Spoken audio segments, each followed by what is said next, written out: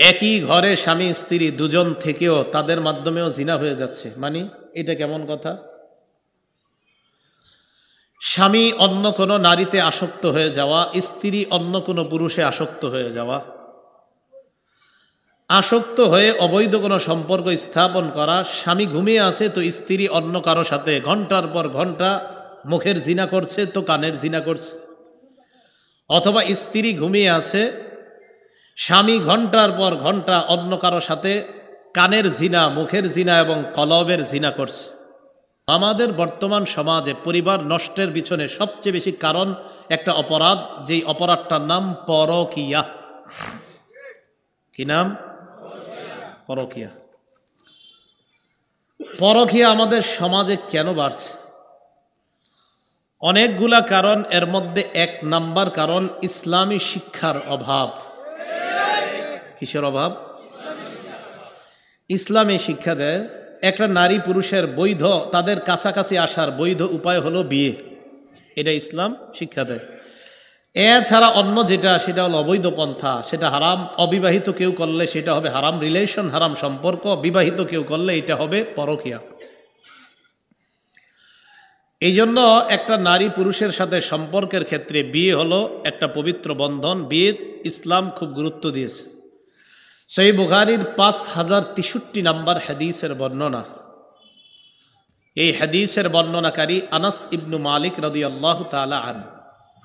عن أنس بن مالك رضي الله تعالى عنه قال جاء ثلاثة رهط إلى بيوت أزواج النبي صلى الله عليه وسلم يسألون عن عبادة النبي صلى الله عليه وسلم। তিন ব্যক্তি আসলেন আল্লাহর নবীর বিবিদের ঘরের সামনে নবীর ইবাদতের ব্যাপারে জানার জন্য। নবী কি ইবাদত ঘরে করে? তাদের ধারণা নবী মনে ঘরে সারাক্ষণ নামাজ পড়ে, সারাক্ষণ রোজা রাখে, সারা রাত তাহাজ্জুদ পড়ে। নবী মনে হয় বিবিদের কাছে যায় না, এটা ওই তিনজনের ধারণা। ফালাম্মা উখবিরু কান্নাহুম তাকাল্লুহা, তাদেরকে যখন আল্লাহ নবীর ইবাদতের ব্যাপারে বলা হলো, তারা নবীর ইবাদত গুলারে কম মনে করলো। মানে মনে হলো না, এই নবী তো এত কম ইবাদত ঘরে কেন করবে, এটা তাদের কাছে কম মনে হয়েছে। ফাকালু আইনা নাহনু মিনান নবী সাল্লাল্লাহু আলাইহি ওয়াসাল্লাম, তারা বললেন আমরা কোথায় আর আল্লাহ নবী কোথায়? ওয়াকাদ গফারাল্লাহু লাহু মা তাকদ্দামা মিন যামবিহি ওয়া মা তাআখার, নবীর আগে কোনো গুনাহ নাই, পরে কোনো গুনাহ নাই। যদি থাকতো, নাই, যদি থাকতো আল্লাহ অগ্রিম সব মাফ করে দিছে, কিন্তু নাই, গুনাহ নাই। তো তারা তিনজন বলতেছে এই জন্য নবীর তো এত ইবাদতের দরকার নাই, আমগো তিনজনের ইবাদতের দরকার আছে। এবার দেখেন কি মজার কথা, তাদের একজন কয় আম্মা আনা ফাইন্নী উসাল্লিল লাইলা আবাদা, আমি সারা রাত তাহাজ্জুদ পড়ব, ঘুমাবো না। ওয়া ক্বালা আখার আনা আসুমুদ দাহরা ওয়ালা উফতিরু, আর একজন কয় আমি সারা জীবন রোজা রাখবো, রোজা কখনো আমি ছাড়ব না। 5 দিন ছাড়া পুরো বছর রোজা রাখবো, রমজানের রোজা তো রাখবই, আর বছরে অন্যান্য দিনও রোজা রাখবো, ছাড়বো না। ওয়া ক্বালা আখার আনা আতাজিলুন নিসা ফালা আতাজাওয়াজু আবাদা, আরেকজন কয় আমি নারীদের থেকে দূরে থাকবো, আমি কখনো বিয়ে করব না। ফাজা রাসূলুল্লাহ সাল্লাল্লাহু আলাইহি ওয়াসাল্লাম ইলাইহিম, নবীজি তাদের কাছে আসলেন। আসার পর বললেন আনতুমুল্লাযীনা কুলতুম কাযা ওয়া কাযা, তোমরাই কি তারা যারা এই কথা বলছো? শোনো তোমরা, মা ওয়াল্লাহি ইন্নী লাআখশাকুম লিল্লাহ ওয়া আতকাকুম লা, এই দুনিয়ার মধ্যে সমস্ত মানুষের মাঝে আমি আল্লাহকে সবচাইতে বেশি ভয় পাই। আর আমি আল্লাহকে সবচেয়ে বেশি ভয় করি, আমি আল্লাহর সবচেয়ে বেশি অনুগত বান্দা, সেই আমি উসল্লি ওয়া আরকুদু, রাতের বেলা নামাজ পড়ি আবার ঘুমাই। শরীরের হক আমি ঘুমাই, আল্লাহর হক আমি নামাজ পড়ি, আল্লাহর হক আদায় করি, শরীরের হক আদায় করি। আমি নবী আল্লাহকে সবচেয়ে বেশি ভয় পাই, এতটা সত্ত্বেও আমি নামাজও পড়ি আবার আমি ঘুমাই।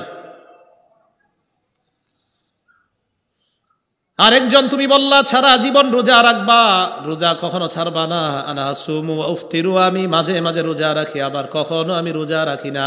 সোমবার রাখে, বৃহস্পতিবার রাখে, 13, 14, 15 রাখে আইয়ামে বীজের, আর অন্য সময় রাখে না। নবীজি কয় আমি রাখি আবার রাখি না, সমস্যা কি?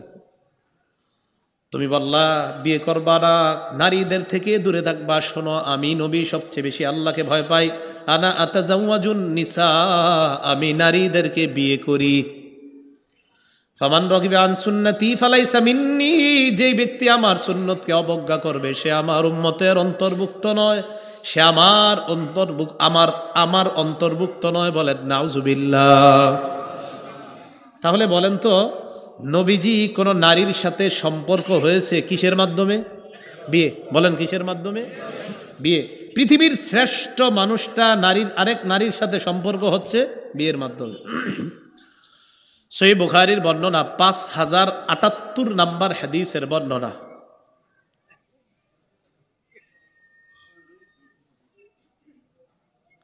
নাড়া দিয়েন না, পরে ঝামেলা হবে। যা হওয়ার হয়ে গেছে। আস্তে আস্তে, হ্যাঁ আস্তে। এবার আস্তে ছড়িয়ে দিতে পারেন, একটু মধ্যে সরায় নেন। হ্যাঁ হ্যাঁ হ্যাঁ, দেখেন আরেকজনের কাপড় যাতে অপবিত্র না করে। হ্যাঁ, আপনারা একটু সাবধান। জি, ঠিক আছে ঠিক আছে। সহিহ বুখারীর বর্ণনা, 5078 নাম্বার হাদিসের বর্ণনা। ওরে যদি ওর কাজের অবস্থায় মানে এখান থেকে সরাই দেন তা আপনাদের অবস্থা খারাপ হয়ে যেত। এই জন্য বললাম যে শাহরুখ, যা হওয়ার হয়ে গেছে, এখন আস্তে ধীরে যেতে দেন। তো সহিহ বুখারীর 5078 নাম্বার হাদিসটা শোনাচ্ছিলাম। এই হাদিসের মধ্যে আসছে আম্মাজান আয়েশা সিদ্দিকা রাদিয়াল্লাহু তাআলা আনহার বর্ণনা। তিনি বলেন, ক্বালা রাসূলুল্লাহ সাল্লাল্লাহু আলাইহি ওয়াসাল্লাম, নবীজি বলেন, ইন্নী উরিতুকা ফিল মানাম মাররাতাইন। আয়েশা, তোমাকে বিয়ের আগে আমাকে স্বপ্ন যোগে 2 বার দেখানো হয়েছে। আমি বিয়ের আগে তোমাকে 2 বার স্বপ্নে দেখছি। স্বপ্নে আমি দেখলাম, ফাইদা রাজুলুন ইয়াহমিলুকি ফি সারাকাতি হারিরিন, তোমাকে রেশমের কাপড়ে জড়িয়ে এক পুরুষ নিয়ে যাচ্ছে। কেউ একজন রেশমের কাপড়ে পেঁচে তোমারে নিয়ে যাচ্ছে। ফায়াকুলু হাযিহি ইমরাতুকি, আমার দিকে তাকিয়ে আমারে বলতেছে, এই রেশমের কাপড়ের মধ্যে যে আছে এটা আপনার বিবি। সুবহানাল্লাহ। তো রেশমের কাপড়ে কি আছে দেখা যাচ্ছে না। নবীজি বলেন, ফাকশিফুহা, আমি কাপড়টা সরাইলাম। কাপড় সরানোর পর দেখি, ফাইদা হিয়া আনতি, কাপড়ের ভিতর তুমি আয়েশা। ফাকুলু, আমি মনে মনে বললাম, ইয়াকুন হাযা মিনাল্লাহ ইউমজিহি, এই স্বপ্ন যদি আল্লাহর পক্ষ থেকে হয়, আল্লাহ অচিরেই বাস্তবায়ন করবেন। বলেন, আম্মাজান আয়েশা সিদ্দিকা রাদিয়াল্লাহু তাআলা আনহার সাথে নবীজির সম্পর্ক হয়েছে কিসের মাধ্যমে? বিবাহের মাধ্যমে। তিরমিজি শরীফের 1080 নাম্বার হাদিসের বর্ণনা।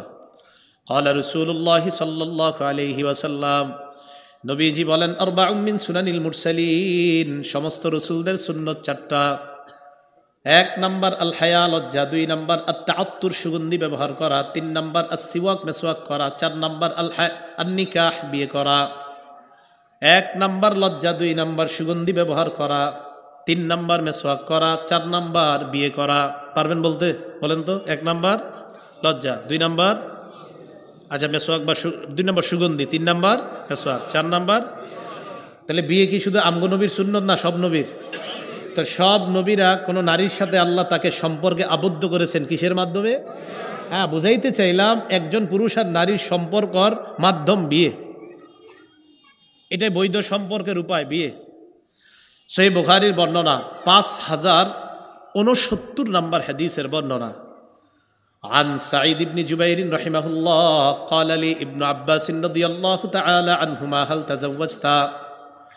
সাঈদ ইবনে জুবাইর বলেন, আব্দুল্লাহ ইবনে আব্বাস আমাকে বলেছেন, তুমি কি বিয়ে করেছো? আমি জবাব দিলাম, না, এখনো বিয়ে করি নাই। আব্দুল্লাহ ইবনে আব্বাস কয়, তাজাওয়াজ, তাড়াতাড়ি বিয়ে করো। ফাইন্না খায়রা হাযিহিল উম্মাহ আকসারুহা নিসাআ, এই উম্মতের সর্বশ্রেষ্ঠ যেই মানুষটা তারও অধিক সংখ্যক বিবি ছিল, আর তুমি এখনো বিয়ে করো নাই, বিয়ে করো। সহিহ বুখারীর 5066 নাম্বার হাদিসের বর্ণনা। عن عبد الله بن مسعود رضي الله تعالى عنه قال كنا مع النبي صلى الله عليه وسلم شبابا فقال لنا رسول الله صلى الله عليه وسلم। আব্দুল্লাহ ইবনে মাসউদ বলেন রাদিয়াল্লাহু তাআলা আন, তিনি বলেন, আমরা কয়েকজন যুবক রাসূলের সাথে ছিলাম। নবীজি আমাদেরকে বললেন, এমন যুবক আমরা লা নাজিদু শাইআ, টাকা পয়সা বেশি নাই, নবীজি আমাদেরকে বললেন, ইয়া মাশারাশ শাবাব, হে যুবকরা। আসেননি যুবক এখানে? আছেন? ইমাম নববী লেখছেন 30 বছরের আগে যারা, তাদেরকে নবী যুবক বলছে। কয় বছরের আগের? হ্যাঁ। ইয়া মাশারাশ শাবাব, হে যুবকরা। মানিস্তাতা আল বাআতা, কোন বর্ণনায় মানিস্তাতা মিনকুমুল বাআ, তোমাদের মধ্যে যারা বিয়ে করার সামর্থ্য রাখো, ভরণ পোষণ দেওয়ার সামর্থ্য রাখো, ফাল্যাতাযাওয়াজ, সে যেন বিয়ে করে নেয়। ওয়া মান লাম ইস্তাতি' ফাআলাইহি বিস-সাওম, সামর্থ্য না থাকলে সে যেন রোজা রাখে। প্রথমে নবী বললেন সামর্থ্য থাকলে বিয়ে করো। বিয়ে করার কি উপকার? নবী বলেন, ফাইন্নাহু আগাদ্দু লিল বাসার, বিয়ে নজরকে নিচে রাখে। ওয়া আহসানু লিল ফারজ, লজ্জাস্থানকে হেফাজতে সহায়ক হয়ে যায়। বলেন তো বিয়ের উপকার প্রধানত উপকার কয়টা? 2টা। বলেন কয়টা? নজর হেফাজত থাকে, লজ্জাস্থান হেফাজত। বলেন তো কয় জিনিস হেফাজত থাকে? কি কি? নজর, লজ্জাস্থান। তাহলে বিয়ের প্রধান উপকার পাইলাম 2টা। কারো যদি নজরের গুনাহ হয়, কারো যদি লজ্জাস্থানের গুনাহ হয়, সে যেন বিয়ে করে। কথা হলো হুজুর, যদি টাকা পয়সা না থাকে, ফাআলাইহি বিস-সাওম, সে যেন রোজা রাখে। তাহলে আমার সাথে আপনারা বলেন তো একটু, সবাই বলেন, হয়তো বিয়ে নয়তো রোজা। গুনাহ করা যাবে না, মনে থাকবে? হ্যাঁ, এই হাদিসে যুবকদেরকে ডাকছে নবীজি। বলেন তো যুবক ভাইয়ারা, হয়তো বিয়ে নয়তো গুনাহ করা। জি, গুনাহের কোনো অপশন নাই। গুনাহ করতেছেন আপনি, বিয়ে করেন। হুজুর টাকা নাই, রোজা রাখেন। সোজা কথা। আল্লাহ বুঝার তৌফিক দান করেন। তাহলে ইসলাম আমাদেরকে কি শিক্ষা দিল? একটা নারী পুরুষের বৈধ সম্পর্কের উপায়, পদ্ধতিটার নাম কি? বিয়ে করা। এই 1 নাম্বার ইসলামী শিক্ষা যখন পরিবারে থাকবে, তখন কোনো পুরুষ অন্য জায়গায় সম্পর্ক করবে না, কারণ করাটাই তো গুনাহ। এটা হলো 1 নাম্বার। ইসলামী শিক্ষার অভাবে মানুষ অবৈধ সম্পর্কে লিপ্ত হয়। 2 নাম্বার পরকীয়ার কারণ। 2 নাম্বারটা কি বলবো? দেখেন তো আমাদের বাংলাদেশে দ্বিতীয়টা আছে কিনা, মনে হয় নাই, বাকি পৃথিবীতে আছে। 2 নাম্বার কারণ, নারী পুরুষের অবাধ মেলামেশা। নারী পুরুষের, বলেন নারী পুরুষের, জি জি, গায়ে হলুদের পার্টি যারা করেন তারাও বলেন নারী পুরুষের। দেখছেন আওয়াজ হালকা হয়ে যাচ্ছে সবার। নারী পুরুষের অবাধ। আচ্ছা, আপনারা তো করেন না মাশাআল্লাহ, আপনাদের পুরুষরা হাসান বসরি, মহিলারা রাবেয়া বসরি। বাকি বলেন দ্বিতীয় কারণটা কি? নারী পুরুষের অবাধ মেলামেশা। এটা দ্বিতীয় কারণ। এটা হয়তো এই এলাকায় নাই, বাকি বাংলাদেশে আছে। শুনেন, হ্যাঁ, সহিহ বুখারীর বর্ণনা 5232 নম্বর হাদিসের বর্ণনা। এই হাদিসে রাসূল সাল্লাল্লাহু আলাইহি সাল্লাম বলেন, ক্বালা রাসূলুল্লাহ সাল্লাল্লাহু আলাইহি ওয়াসাল্লাম, নবীজি বলেন, ইয়াকুমুল জুলুস আলাত তুরুকাত, নবীজি বলেন, ইয়াকুমুদ দুখুল আলান নিসা, নারীদের কাছে তোমরা গমন করা থেকে বেঁচে থাকবা। নারীদের কাছে গমন করা থেকে বেঁচে থাকবা, নারীদের কাছে যাওয়া থেকে বেঁচে থাকবা। এক সাহাবী দাঁড়িয়ে প্রশ্ন করলেন, আফারাইতাল হাম্মা ইয়া রাসূলুল্লাহ, হুজুর দেবরের ব্যাপারে আপনি কি বলবেন? কার ব্যাপারে? দেবর চিনেননি? স্বামীর ছোট 25 বছরের ভাই, স্বামীর 25 বছরের ছোট ভাই, তিনি দেবর। সমস্যা নাই, তুমি ভাবি তোমার দেবর তো ছোট ভাই আমার, সমস্যা নাই। সাহাবী দাঁড়িয়ে বললেন, হুজুর দেবরের ব্যাপারে আপনি কি বলবেন? নবী বললেন, আল হাম্মু আল মাউত, দেবর হলো মৃত্যু। বলেন দেবর মৃত্যু। বলেন, এটা বুখারীর বর্ণনা, বলতে সমস্যা কোথায়? বলেন দেবর মৃত্যু। ঘরে ঘরে শেষ হয়ে যাচ্ছে সমাজ। দেবরের সাথে পর্দা করতে হবে। হ্যাঁ, দেবর মৃত্যু। সহিহ বুখারীর 5233 নম্বর হাদিসের বর্ণনা। আগেরটা হলো 5232, এটা হলো 5233। ক্বালা রাসূলুল্লাহ সাল্লাল্লাহু আলাইহি ওয়াসাল্লাম, নবীজি বলেন, লা ইয়াখলুয়ান্না রাজুলুন বিইমরাআ ইল্লা মাযি মাহরামিন, মাহরাম ছাড়া কোনো নারী পুরুষের সাথে, কোনো পুরুষ নারীর সাথে একান্তে সাক্ষাৎ করবে না। ঠান্ডা মাথায় আপনি বুঝেন, আপনি আপনার বিবিকে ডাক্তারের কাছে পাঠিয়ে দিয়েছেন, ডাক্তারের চেম্বারে আপনার বিবি ঢুকছে, ডাক্তার ভিতরে একা, আপনার বিবিরে চেম্বারে পাঠিয়েছেন। নবীজি বলছে, কোনো নারী আর পুরুষ একান্তে কথা বলবে না, কোনো মাহরাম ছাড়া। স্ত্রীর সাথে আপনিও চেম্বারে যান, স্ত্রীর সাথে আপনিও যান, কয় আপনি এলাও না। আর স্ত্রীর সাথে স্বামী যদি এলাও না হয়, এলাউটা হবে কে আমারে বলেন? তাহলে 2 নাম্বার, নারী পুরুষের অবাধ মেলামেশা, এটা পরকীয়ার দ্বিতীয় কারণ। চাচ্ছা মন চায় চলতেছে। 3 নাম্বার কারণটা দেখেন আমাদের দেশে আছে কিনা, পর্দাহীনতা। কিহীনতা? পর্দাহীনতা। তিরমিজি শরীফের 1173 নম্বর হাদিসের বর্ণনা, 1173। ক্বালা রাসূলুল্লাহ সাল্লাল্লাহু আলাইহি ওয়াসাল্লাম, নবীজি বলেন, আল মারআতু আওরাতুন, নারী ঢেকে রাখার জিনিস, নারী আবৃত বস্তু। আমার সাথে বলেন, নারী ঢেকে রাখার জিনিস। এটা ঢেকে থাকার জিনিস, ঢেকে রাখার জিনিস, এটা আবৃত বস্তু, এটা ঢেকে রাখতে হয়। ফাইদা খরজাত, এই ঢেকে রাখার বস্তুটা যখন প্রকাশ্যে রাস্তাঘাটে বের হয়, ইস্তাশরাফাহা শায়তান, শয়তান এই নারীটাকে পুরুষের চোখে আকর্ষণীয় ভঙ্গিতে উপস্থাপন করে দেয়। কথাগুলো একটু মনোযোগ দিয়ে শুনেন আল্লাহর রাসূল। তাহলে 3 নাম্বার পর্দাহীনতা। এখন বলেন তো, কোনো পুরুষ যখন একটা নারীকে এইভাবে বেপর্দা ভাবে দেখবে, একটা পুরুষের মাঝে শয়তান কুমন্ত্রণা দেওয়ার সম্ভাবনা আছে না নাই? এটা 3 নাম্বার কারণ। 4 নাম্বার বলেন, দৃষ্টির অপব্যবহার। মানে চোখ যেখানে রাখবেন এখানে না রাখে অন্য জায়গায় রাখেন। চোখ দিয়ে মাকে দেখবেন, চোখ দিয়ে বিবিকে দেখবেন, চোখ দিয়ে মেয়েকে দেখবেন, চোখ দিয়ে বোনকে দেখবেন, আপনি দেখছেন অন্য কাউকে।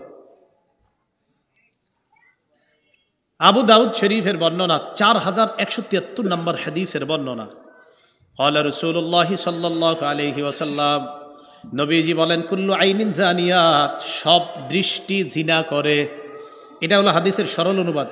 আর একটু আমরা বাড়ায় বলতে পারি, বলেন, সকল কুদৃষ্টি জিনাকারী।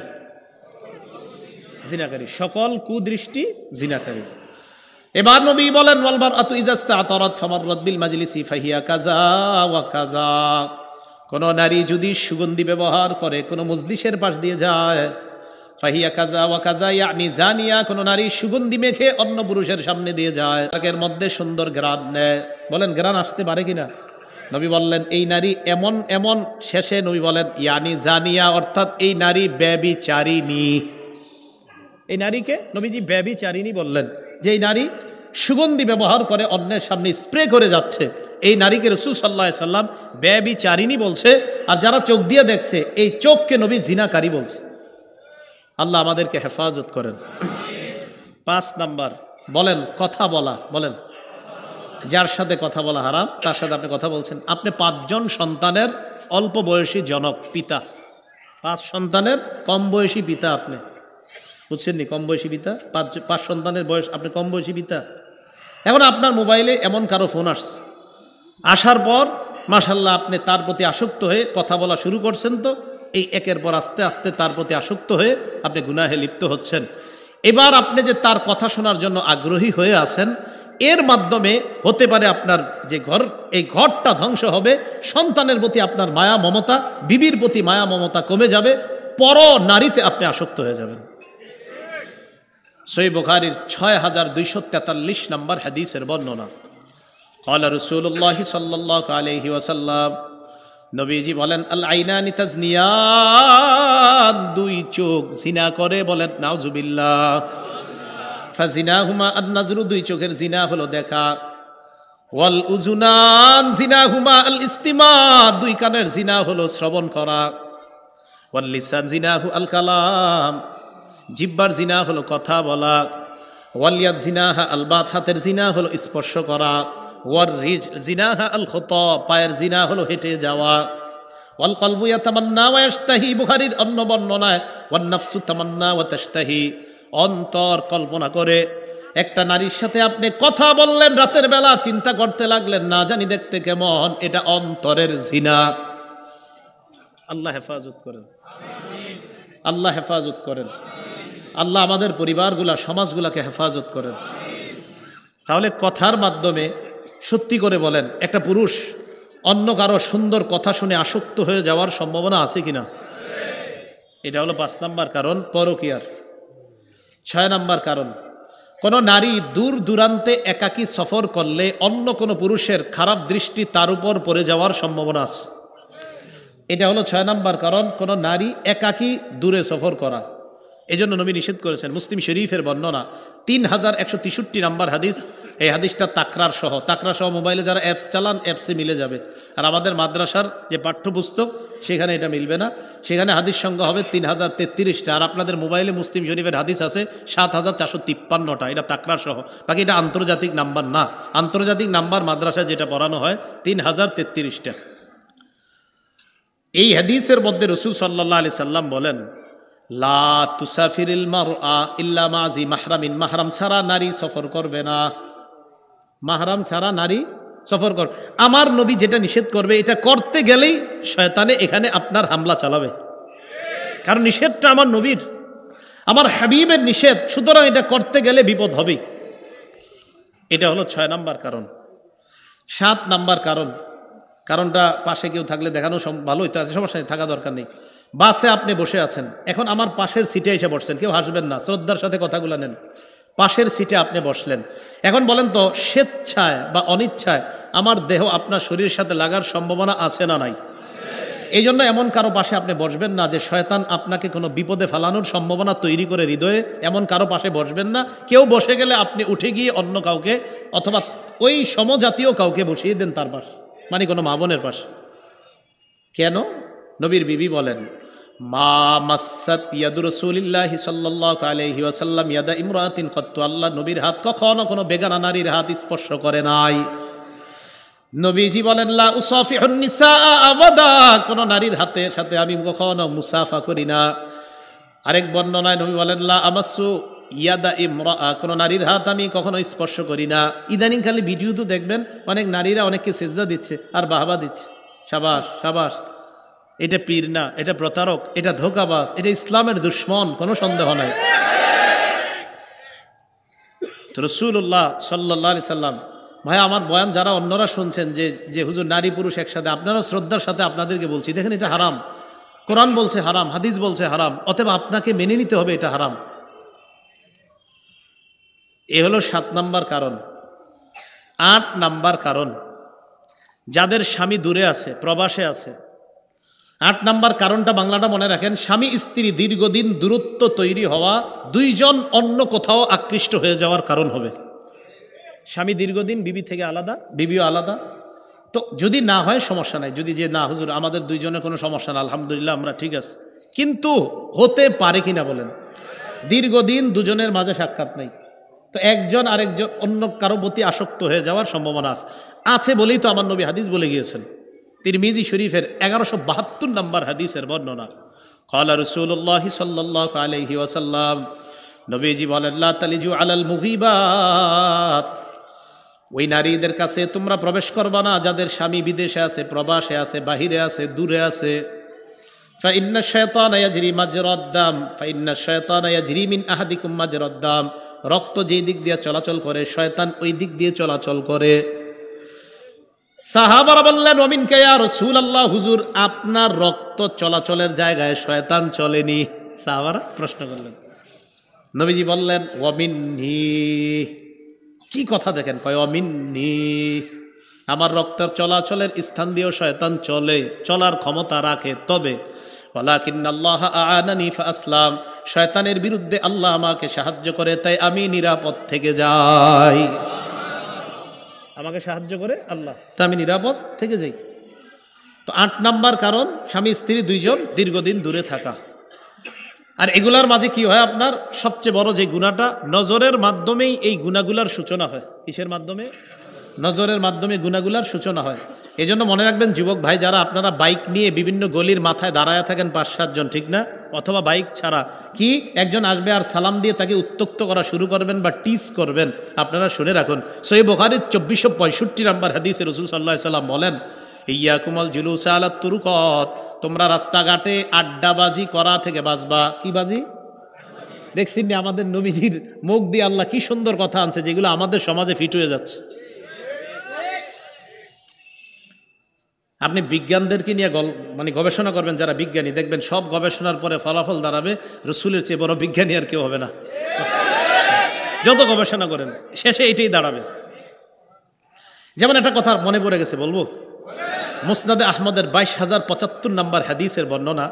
এটা কিন্তু আমরা আগের হাদিস শেষ করি নেই, বুখারীর 2462-তে আসবো আমরা, এটা মনে পড়ার কারণে বললাম।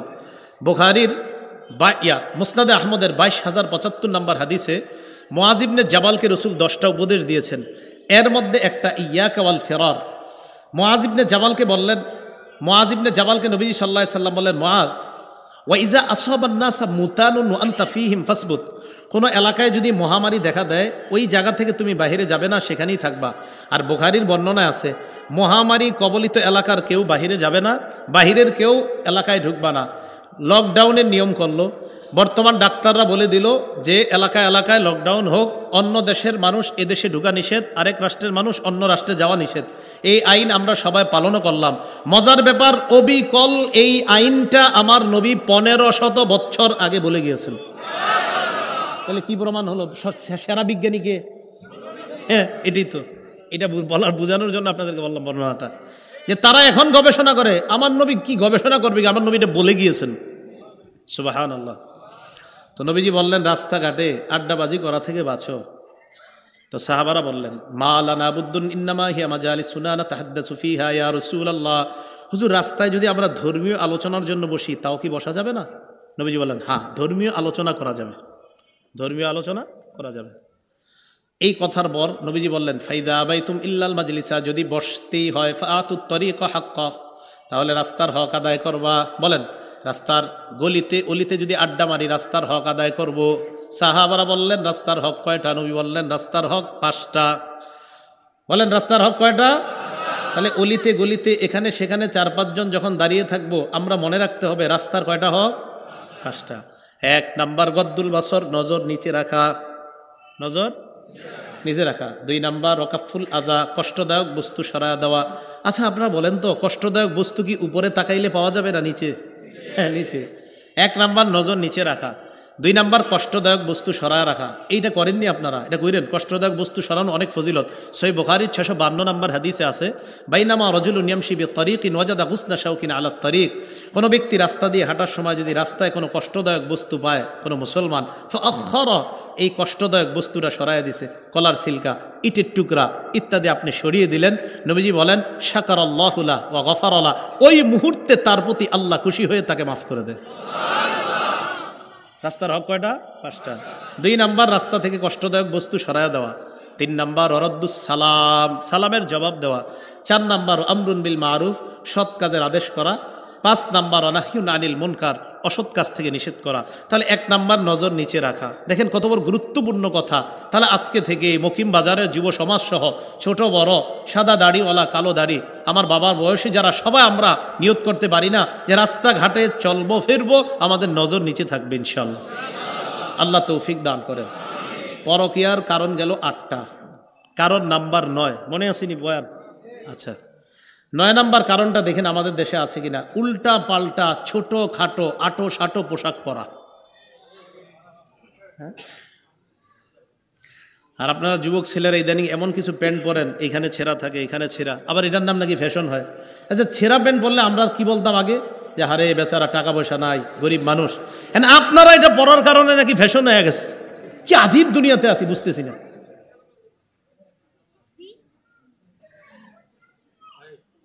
হ্যাঁ শোনেন, হাফসা বিনতে আব্দুর রহমান, আম্মাজান আয়েশা সিদ্দিকার ভাতিজি, আম্মাজান আয়েশা সিদ্দিকার ভাতিজি। আম্মাজান আয়েশার কাছে আসছে আম্মাজানের ভাতিজি, তাহলে সম্পর্কে কি হয়? ফুফু, ফুফু না? হ্যাঁ ফুফু, মানে ভাইয়ের মেয়ে। ভাইয়ের মেয়ে আসছে আম্মাজান আয়েশা সিদ্দিকার কাছে, তাহলে ফুফু। তো ফুফুর কাছে যখন আসছে, আলাইহা খিমারুন রকিকুন, ওই বাচ্চা মেয়েটার গায়ের মধ্যে একটা পাতলা ওড়না। কি ওড়না? পাতলা। মেয়েটা কিন্তু বাচ্চা, পাতলা ওড়না গায়ে দিয়ে আসছে। আসার পর আম্মাজান আয়েশা সিদ্দিকা রাদিয়াল্লাহু তাআলা আনহা তাকে দেখে এত রাগ করলেন, শক্কত, সাথে সাথে ওড়নাটা আম্মাজান নিজে ছিঁড়ে ফেললেন। ওয়া কাসাতহা খিমারান কাসিফান, আম্মাজান আয়েশা সিদ্দিকা শুধু ছিঁড়েই ক্ষান্ত হন নাই, ওই বাচ্চা মেয়েটার গায়ে মোটা একটা ওড়না জড়িয়ে দিলেন। মেয়েটা কি বড় ছিল না বাচ্চা? তাহলে বড়দের কি অবস্থা হবে? রাসূলুল্লাহ সাল্লাল্লাহু আলাইহি সাল্লাম বলেন, 2 শ্রেণীর জাহান্নামীকে আমি দেখি নাই। আপনারাও দেখেন নাই কিনা একটু শোনার পরে বললেন হাদিসটা, আগে শোনেন। ক্বালা রাসূলুল্লাহ সাল্লাল্লাহু আলাইহি ওয়াসাল্লাম, নবীজি বলেন, সিনফানি মিন আহলিন নার লাম আরহুমা, 2 শ্রেণীর জাহান্নামী যাদেরকে আমি দেখি নাই। এক নাম্বার কওমুন মাহুম সিয়াতুন কাজনাবিল বাকর ইয়াদরিবুনা বিহান নাস। এক নাম্বার একদল মানুষ যারা গরুর লেজের মতো চাবুক নিয়ে ঘুরবে আর মানুষের উপর অত্যাচার জুলুম নির্যাতন করবে, এরকম লাঠি দিয়ে তারা মানুষের উপর অত্যাচার করবে। এক। দুই নাম্বার অনিসাউন কাসিয়াত আরিয়াত মুমিলাত মাইলাত। দুই নাম্বার এমন একদল নারী যেই নারীরা পোশাক পরার পরেও তারা অর্ধালুঙ্গ, পোশাক পরার পরেও উলঙ্গ আর কি।